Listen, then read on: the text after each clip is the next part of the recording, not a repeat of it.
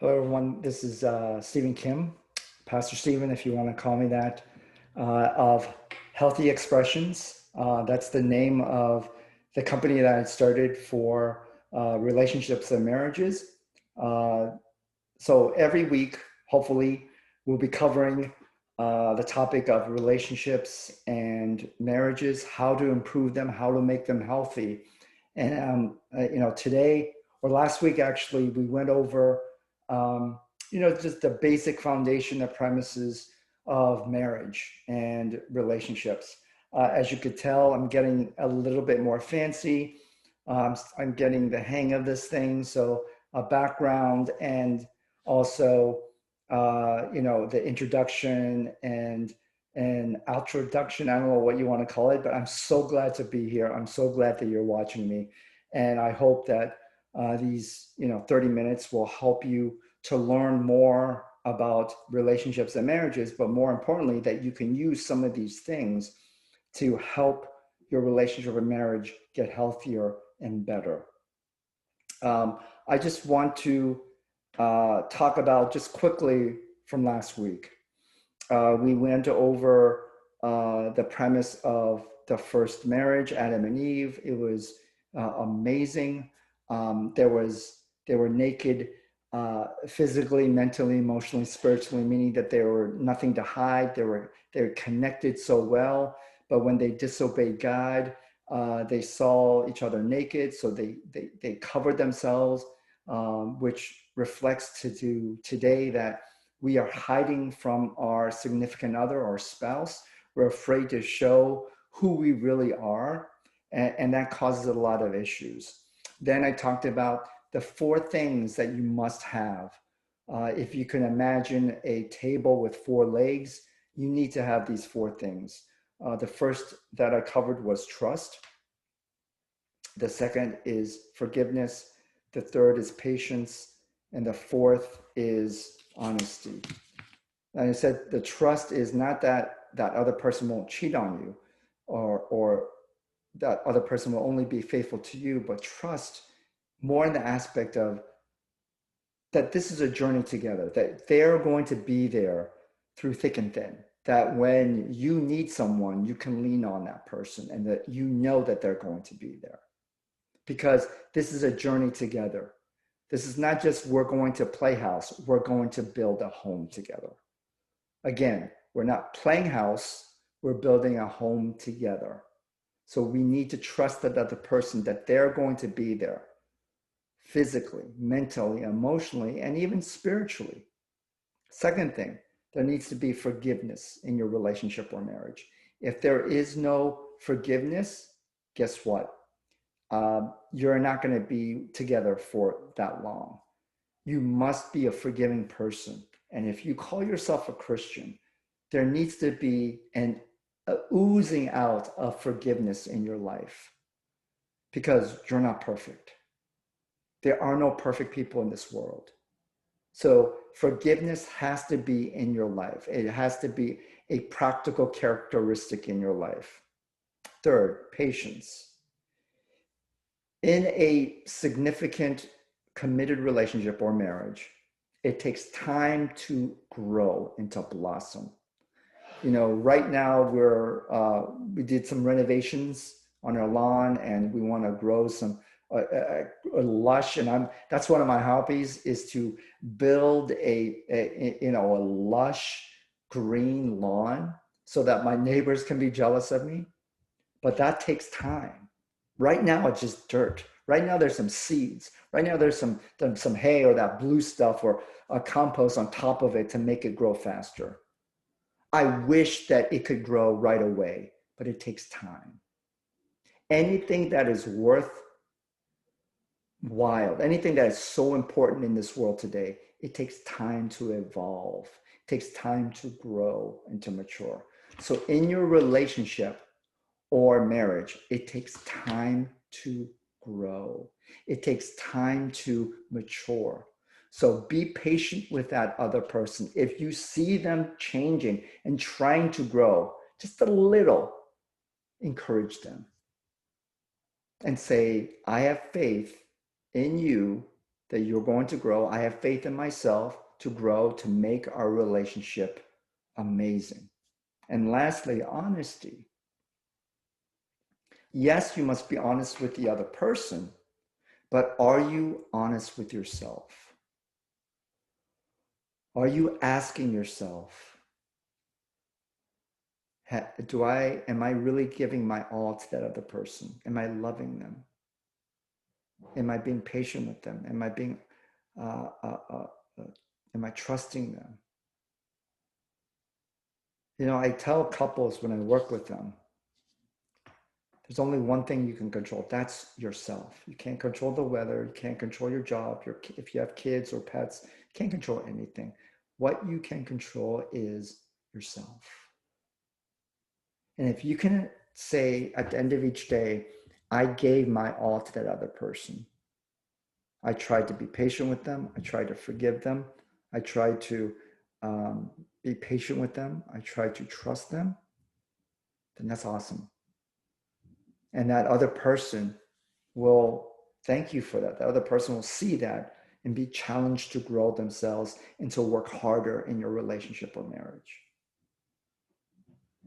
But I want to talk about today's topic.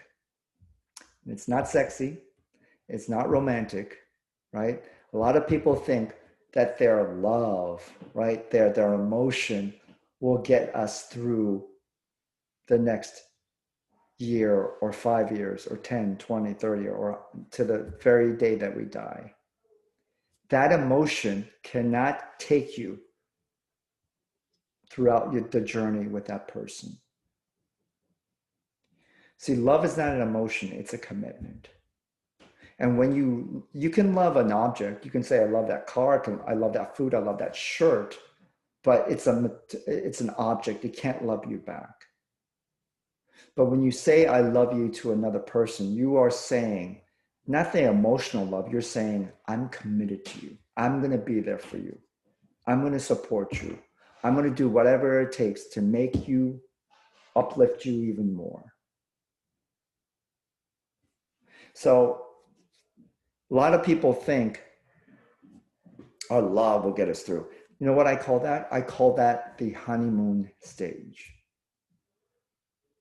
Yes, it's in marriages, but it's also in dating relationships where the first few weeks, maybe first few months, maybe almost a year, that honeymoon stage, that you're, tickled pink toward that other person, that, you're so in love with them.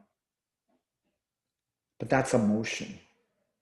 If you base your relationship or your marriage through emotion, it's going to be like this.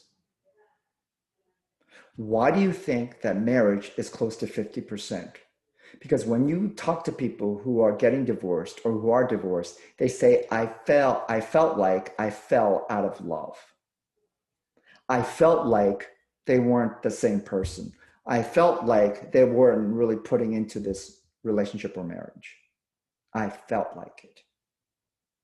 And when you make a decision when you're low, it's always bad news.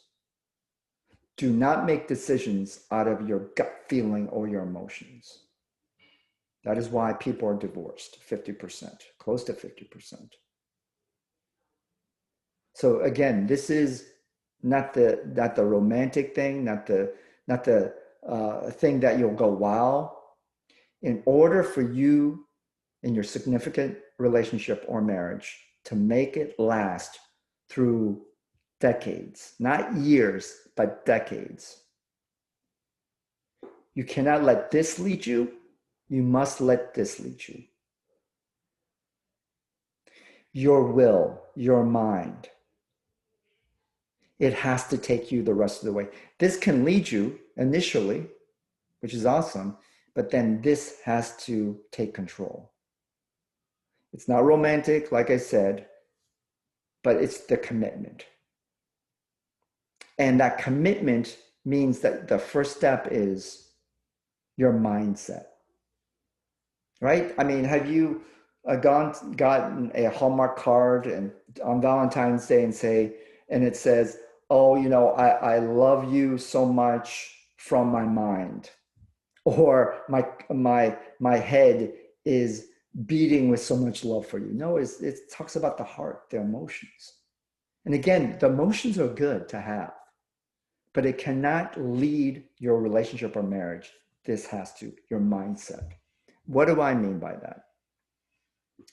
Well, I ain't plan it this way, but I guess that um, uh, these videos and the show that I've been doing, I don't know, God just gives me these scripture passages. But if you look at Genesis 2, verse 26, it says the two will become one. See, people think that when they're in a committed relationship or marriage, they think they're like this, side by side. We're going to go with this side by side. No, the Bible makes it very clear in Genesis chapter 2, verses 26, the two will become one. The two will become one. Not just physically, but mentally, emotionally, and spiritually. They will become one entity. Years ago, when my kids were little, we bought them Play-Doh, and they love Play-Doh, and it comes in different colors. And what kids do is they get it and they just mash it up. They mash it up, and it becomes this funky color. But what if I told them, okay, now separate them. Give me all red and all blue. You can't. People who have gotten divorced, and maybe you know some of them, they're still not the same. They may be happy, hey, I'm out of this bad marriage, but it will affect them for the rest of their life. We have a very close family friend. He got divorced years ago, got married, had kids, happy. But whenever I talk to him, maybe I'm overanalyzing him, but I sense that it's hard to let that go because the two becomes one. And so also in Ephesians chapter 5, verses 21 through 33, about, it gives an instruction on marriage. And a lot of men like to look at verse 22 of Ephesians chapter 5, wives, submit to your husbands. And they go, look at that. And I shake my head. Say, look at verse 21. That's part of that whole passage. And that verse 21, it says, submit, everyone, husbands, submit to your wives. Submit to one another. Right? The two will become one. Submit to one another. Because you're one entity. And when you're a one entity, one person can't say, we're going to go this way, and another person says, we want to go this way. And I call this the mindset. The mindset. You start to kind of understand the mindset. If you are in a committed relationship or marriage, the mindset changes. It has to change. What do I mean?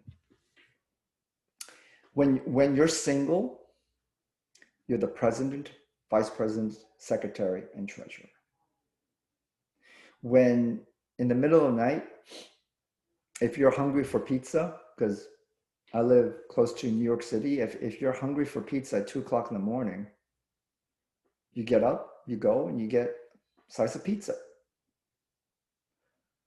But when you're married, you can wake up at 2:00 in the morning, but if you get up, you might wake up your significant other, your spouse. So you have to think for them. You have to think, when I say for them, you're thinking about them. You have to think, if I get up, I might wake them up. I don't want to wake them up.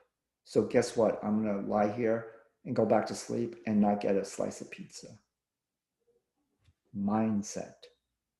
Mindset has to change. And there are a lot of couples where one or both the people in the relationship or marriage, they haven't changed their mindset. Here's another thing. The mindset has to change, where before it was you and me, or you and I, or that's your money, this is my money. That's your car, this is my car. That's your stuff, this is my stuff. That's your vacation, this is my vacation. That's your goals, this is my goals. That's your future, this is my future. When you're in a significant relationship or marriage, it's not you and me or you and I. It has to change to us, right? It has to change through us. It's not you and me anymore, you and I. It's us. It's our. So not your money and my money, our money. Not your car and my car, our cars. Not your goals and my goals, our goals. Not your future and my future, our future together. You cannot be selfish in your significant relationship or marriage. You cannot. You can't. You're not. Once you said, I'm committed to that person, especially in a marriage, and you took vows, you are saying, I'm not living solo anymore. I'm living as a unit.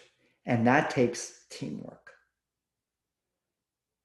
One of my favorite picnic games is the three-legged race. You know that. You get two people, and they're side by side, and you tie their middle legs, so then it looks like they got three legs, right? I've never, ever, ever seen where one person in that team falls down and they don't try to get up and their partner doesn't help them. They never, ever, ever will win. They'll never finish. So you have to think, is my relationship or marriage, are we working as a team? Are we working together well? Do we have that synergy, right? Do we have that mindset of, we'll figure it out? If one of us has got laid off or lost a job, we'll figure it out with finances. We'll figure this out. Or God forbid, one of our kids gets really sick. What do? We'll figure it out together. Not attack each other. Because a lot of times when a couple goes through some trauma, some difficult obstacles, when the mindset is not a team, they attack each other. They blame each other. But if you are in a healthy relationship and marriage, you don't blame each other. You start to roll up your sleeves and say, what do we have to do? What do we have to do to figure this out? What do we have to do to find some extra money? What do we have to do to help you find a job? What do we have to do to get the best doctors and get the best help so that a child doesn't die? The teamwork. You know, when you're in a serious committed relationship and married, you have to do a lot of sacrifices. You have to make a lot of sacrifices. You have to be committed to say, my life as a single person, my life as, going out and hanging out with my friends, that part of your life is gone. It's gone. And when you choose to be in a committed relationship or marriage, there has to be sacrifices. Sacrifices to your resources, sacrifices to your time. Like, I'm not saying that, once you're married, you can't hang out with your friends, your bros, but it can't be all the time like it used to.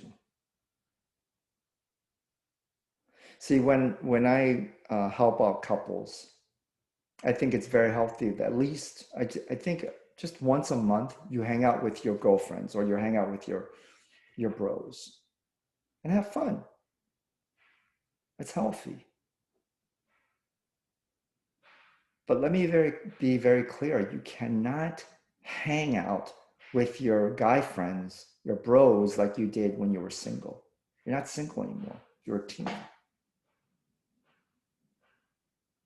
And you have to ask yourself, going out with my friends all the time, is that healthy for my relationship, healthy for my marriage? No, it's not. And you have to make a sacrifice.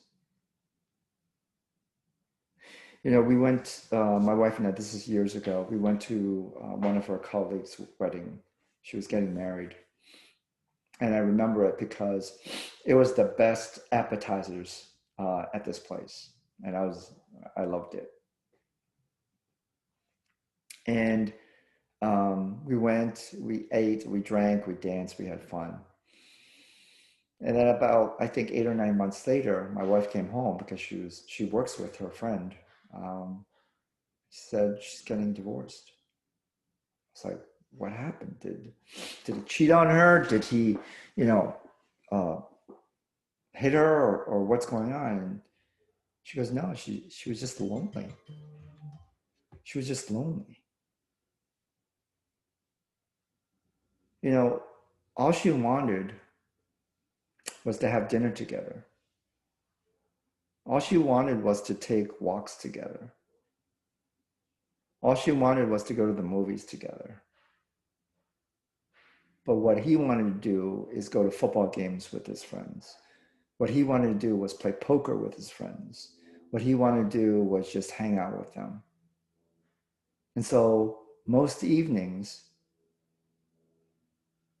she was alone at home eating dinner by herself. That guy, he didn't get it. He didn't understand that once he got married, that life of when he was single, it's over. It's over. And so you have to ask yourself, are you being selfish in this relationship or marriage? Are you taking more than you're giving? Another case in point. 18 years ago when my wife told me that we were going to have a baby. At that time in my life, I'd go golfing twice a week. Once she told me that she was pregnant and we're going to have a child, I sold my golf clubs. Now, some of you are thinking, why didn't you just put them away? I mean, think about it. Waking up every few hours to help feed the baby, change the baby, after a few days be tired and run down. And if those golf clubs were in the garage, it would be tempting me to go to play golf. And golf is like an all-day thing, right? You eat lunch, you play, you laugh. I made a decision, a sacrifice to say, I'm going to be there for my wife and I'm going to be there for my son. See, in the 80s, I know I may look young, but I'm 53. Must be, it's genetics. My dad, he still looks young, even though he's 80. Maybe it's the Asian diet. But in the 80s, I remember this movie. And it's a saying that I will never forget. The world is full of guys, but there's very few men in it. The world is full of guys, but there's very few men in it. The term man, being a man of the house, has changed. 60, 70 years ago, the man of the house worked, came home, sat down, watched TV, or read the newspaper, did not want to be bothered by the kids or anything else, just wanted to relax. But the man of the house today is different. It means not only to provide financially, but provide emotionally for his wife and for his kids. See, I'm really hard when I meet couples. I'm a little bit harder on the men because I want them to be a good example, not only for their wives, but also for their kids, to be an example of what a man is. So I want you to really take a look at your relationship or marriage. And rather than pointing your finger at the other person, I want that finger to be pointed at yourself. Asking yourself, am I doing everything in this relationship or marriage to make it healthy and strong? Are we a good example of a healthy couple in front of our kids or in front of our family, in front of our neighbors, our coworkers? Again, not a perfect marriage or relationship, a healthy one. Ask yourself, are you doing everything you can to make this relationship or marriage healthy? Because you deserve it. We deserve to be happy and healthy emotionally in our relationship or marriages.